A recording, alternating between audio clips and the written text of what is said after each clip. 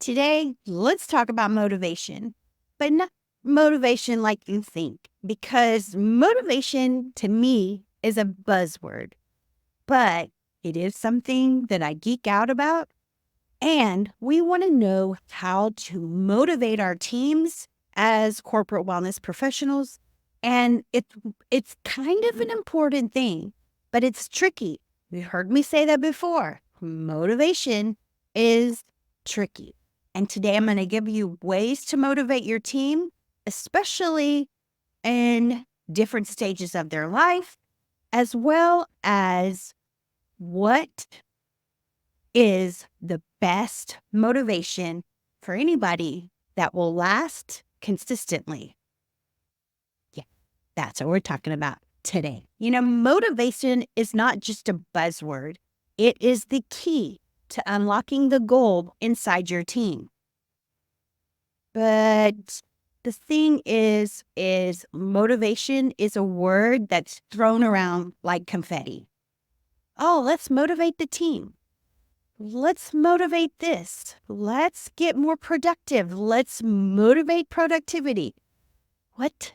That's too abstract. It's too difficult to figure out. But the thing is I have been a geek about motivation since college. And when I first was in college, I wrote a paper on the book, Psycho-Cybernetics. I've done a video on the book as well. But Psycho-Cybernetics is all about building self-esteem and working on building motivation within you. And when I first read that book, which was a long time ago, I got insight into motivation. And then I became a personal trainer. I became a fitness instructor. And a good fitness instructor, a good personal trainer knows how to motivate their clients, knows how to motivate their team. But what kind of motivation, Kathie? Because that is the key. We want to know their intrinsic motivation. Intrinsic motivation comes from the inside. It's going to assure me that my client is going to do what I ask them when I'm trying to fill their plan in their fitness routine or fill their workouts the way they want to. But if you don't know what intrinsically motivates somebody, you're not going to get the results as a personal trainer, as a coach, as a corporate wellness professional. And when you are working with a team, there's a lot of intricacies that go inside there. Let's discuss. Welcome to my YouTube channel. My name is Kathie Owen. On this channel, we talk about reality transurfing, corporate wellness, fitness, and more. And today we're talking about motivation and why it is gold for you to understand what motivates your team in your corporate wellness programs. If you like today's episode, be sure to give it a thumbs up and hit that little bell and subscribe to our channel so you never miss a video from us. Let's get back into the episode. Research from the Harvard Business Review shows that employees who are intrinsically motivated are 3 times more engaged and perform better than those driven by external rewards. So I think it would be a good idea to understand what intrinsically motivates my team. But that's where the work comes in. And like I said, I've always geeked out about motivation because I found that was the key that unlocked the success. Seriously, across the board. That's not ChatGPT going, oh, unlock the key to success. That is Kathie Owen going, hey, this is how we find success in our clients as a personal trainer, in ourselves as a person who wants to be motivated to do something, in our teams to find what intrinsically motivates them. But when we're working with a team, we've got to consider several factors. Number 1 is generations. Each generation has different motivators. So we want to compile the different motivators that go with each generation. We interrupt this episode because if you are looking for ways to motivate your team, sign up for our newsletter because every week I provide information on sending an email to your team, on providing motivation, why I say what I say, and what it goes into this. Now, my email newsletter, it consists of my clients that are personal training clients, as well as my corporate wellness professionals. They coincide. This is how they coincide because they both go together in a fun way. I share a wellness Wednesday type tip, share maybe a recipe. I share maybe a food label thing. The ideas are endless. Anyways, be sure to go to kathieowen.com and sign up for our newsletter today. Let's get back to the episode. We have the baby boomers. They were born in between 1946 and 1964. The baby boomers are mostly considering retirement, but they're still in the workforce. There's still plenty of them in companies that I work with. So how do we motivate the baby boomers? This is the small population, but we still want to consider what motivates them. Recognition and respect is number one. Baby boomers actually value acknowledgement of their experience and contribution. They appreciate traditional rewards like promotions and titles. They're also motivated by job security. Many are nearing retirement and value stability and work ethic. They take pride in their work and appreciate when it is recognized. So we'll go to Gen X. They were born in between the years of 1964 and about 1980. They value work-life balance. They value flexibility and the ability to balance their professional and their personal lives. Autonomy. They prefer to work independently and appreciate having control over their tasks. And skill development. Opportunities for personal growth and learning new skills are highly motivating for them. Highly motivating. Let's talk about millennials. They also take up a big part of the workplace population. Millennials were born between 1981 and 1996. They value purpose and meaning. Millennials want to feel that their work has a meaningful impact. They value collaboration. They thrive in team environments and value open communication and continuous feedback. Then regular feedback and opportunities for improvement because that is important to them. And then we have Gen Z. Gen Z was born in between 1997 and 2012. They are the smaller population in the workplace. They value innovation and technology. This generation is motivated by cutting-edge technology and innovative projects. They value career advancement. They are ambitious and seek rapid career progression. And workplace culture. A positive, inclusive, and socially responsible workplace is crucial. Why did I discuss the different populations? As you can see, there's a wide variety of motivators, and we want to include everyone. We want to have a diversity of things in our culture that aspires to each generation's motivators.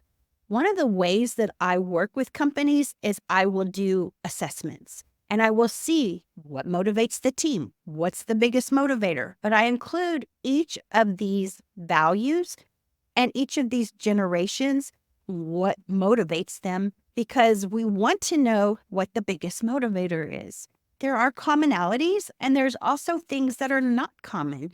And we want to find what's the biggest motivator, because if we provide that for them, they're going to be more productive. And there are consequences for not motivating your team. And you want to know that. That's why these assessments are so important.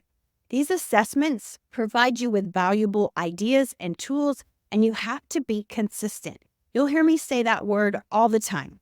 Be consistent, because consistent behavior is what's going to send you to the next level, and be able to motivate your team in a way that actually motivates them, not what you think motivates them. Because your program is not going to work unless you realize what motivates them. So there are some consequences for not motivating your team. Let's talk about those. Unmotivated employees can significantly harm a business. I've seen this happen so many times, and it has to do with change management a lot. But if you do not motivate your employees properly, what's going to happen is your employees are going to tell you how to run your business, as opposed to you telling them how they're going to run your business. And it's a tricky thing, just like motivation. It's a very tricky thing. But let's discuss some of the consequences that happen when you don't motivate your team properly. You have decreased productivity. Lack of motivation leads to lower efficiency and output. Just like I just said, they go into places where they just don't care. They're not going to try to help you run your business the way it needs to be run, as opposed to you running your business the way it needs to be run. You'll have an increased turnover. You're going to lose those prized employees. Unmotivated employees are more likely to leave, increasing recruitment and training costs. And even more, it's been proven that a loss of an employee, even at a low level in your company, could cost you double their salary. Why? That's your employees telling you how to run business, as opposed to the other way around. And then another consequence of unmotivated employees is have damage to your morale. We've all felt that before. Everybody gets bummed out, depressed.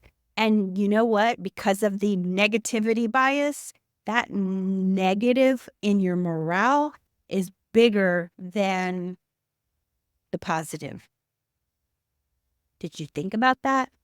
I know, right? It's weird. Like I said, that negativity bias, it's always bigger than the positivity bias. And this disengagement can spread to other team members and create a toxic work environment. I've seen it happen so many times. And it's crucial to identify your unmotivated members and then find what motivates them. That's where that assessment comes into play, because you can find what exactly motivates your team and then inspire them that way. Here's some strategies to boost motivation with your team. Number 1, personalized development programs. Understand what drives each team member and align their roles with their personal goals.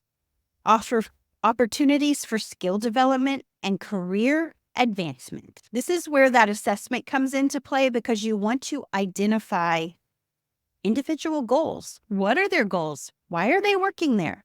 That's kind of important to know. Why do you work here? What do you value? Identifying if their values align with your values is important. And that can happen in the interview process as well. And provide professional growth. Provide ways for the team to learn their personal skills that they want to develop.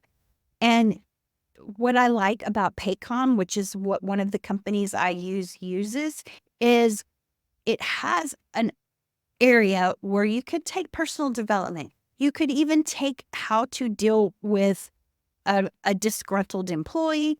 Oh, so much. And recognition and rewards. I just talked about this in one of my previous videos. And rewarding your team for things done right and recognizing them is crucial. It's crucial for motivation, because people like to be recognized and appreciated. You want to recognize individual and team accomplishments And then customize the rewards to match the preferences of the different generations, as we talked about earlier. Number 3, create a positive work environment.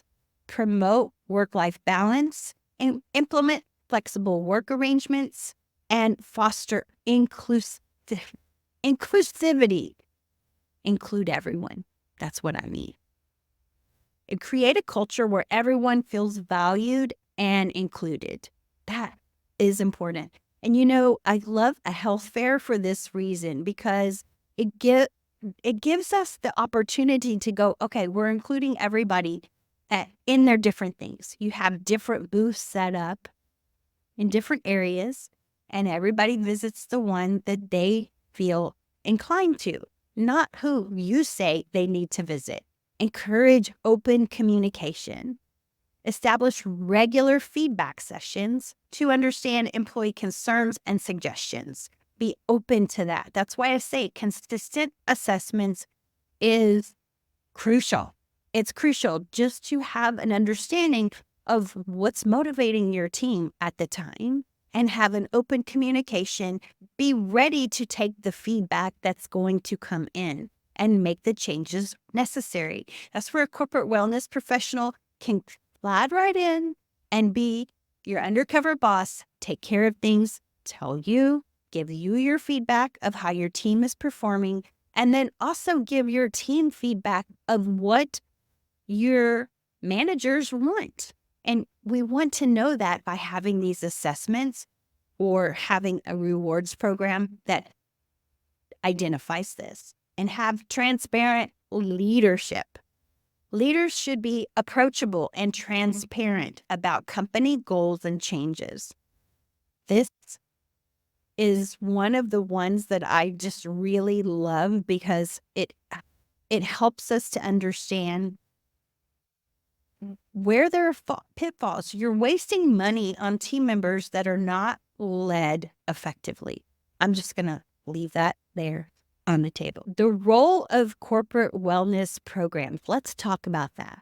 We have several different types of wellness initiatives. We can have a fitness program. You could have a gym for your employees that can be really inspirational and motivational. And I'll put pictures of our gym on these slides so you can see what I'm talking about, because I just revamped the gym at one of the companies I work for. And it's my ideal was to have it be motivational and inspirational for years to come, even after I'm gone. I want it to be a place where you walk in and you feel like you want to work out. That's what I wanted, and that's what it became. You want to provide mental health support. There is so many different things. And actually, I do my health fair in April, and it's Mental Health Awareness Month. So I make that my theme, and I provide mental health support and resources all throughout the year. Even on my wellness days, I provide mental health support. We also have the Calm app available to our team that I work with. And that Calm app is very beneficial for the team if they need some mental health support, because that's one of the things that Calm prides itself on is mental health. And then you also want to provide nutritional guidance. You'd be surprised how many people don't know the things about reading a food label, or what is the nutritional value in this drink as opposed to this drink. Why do we need this vitamin as opposed to this vitamin? For example, we just had a wellness day with one of the companies that I work for, and our theme was immunity support. And I brought in a supplement person who brought in all these different supplements and explained to them why they needed this, why they needed that. And it's beneficial for people to understand, hey, we're not getting all the nutrients we need from our food, so let's add them with a supplement and see how that works and see how that helps your body. I'm also big on biohacking, which is a new wave of healthcare. It's a $1 trillion business. And what biohacking is being proactive in your health as opposed to reactive, which means we're going to take care of certain things, like maybe taking supplements. maybe doing red light therapy, maybe doing recovery, ice baths.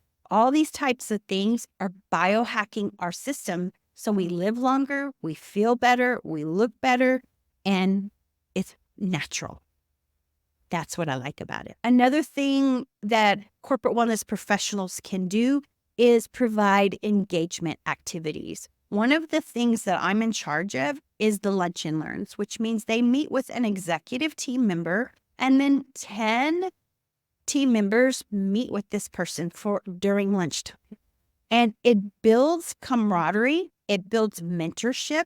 It helps with change management as well, because what happens is the team members get to see the executive in a regular position and talk to them and understand, oh, now I see why we changed this method as opposed to that method, or we're doing this now instead of that. And the lunch and learns are very beneficial for this because it helps others to see what's going on inside the company, all across the whole company. And it builds camaraderie, engagement. That's what we're talking about. Another way you could build engagement is create a rewards program. And I just talked about this not too long ago, but I actually had a meeting with a company called Bonusly. And what they do is they provide like a social media platform where it rewards employees and they can go buy things with their rewards points. For example, let's say you're a team leader and somebody sends you some points for doing a great job as your team lead, or you helped somebody with a problem and you got those points. Everybody in the team sees that, as well as it's like a social media feed. So it's like, okay, so-and-so got these rewards for being a good team leader and helping so-and-so with this problem.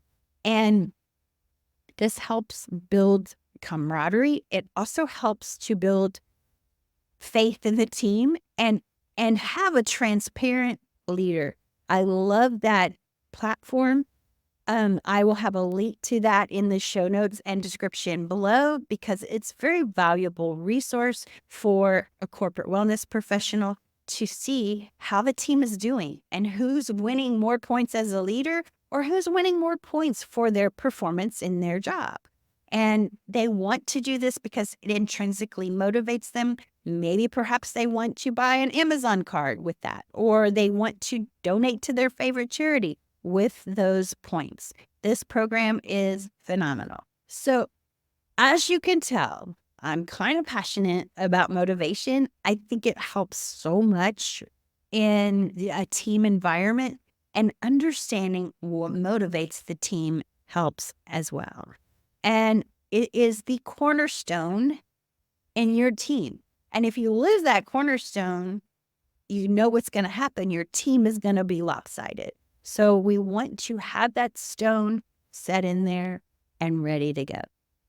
All right, that's my episode for today. I trust that you found it helpful. If you know someone who can benefit from this, please share it with them. And until next time, I will see you next time. Peace out and namaste. Meow.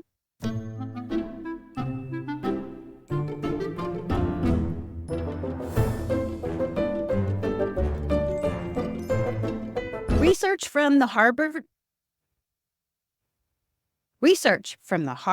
Business. Okay, cut all of that because I messed up. So look, cut from millennium. And then the last consequence of letting employees, oh man, mother fudger. And then you also want to provide nutritional guidance, nutritional guidance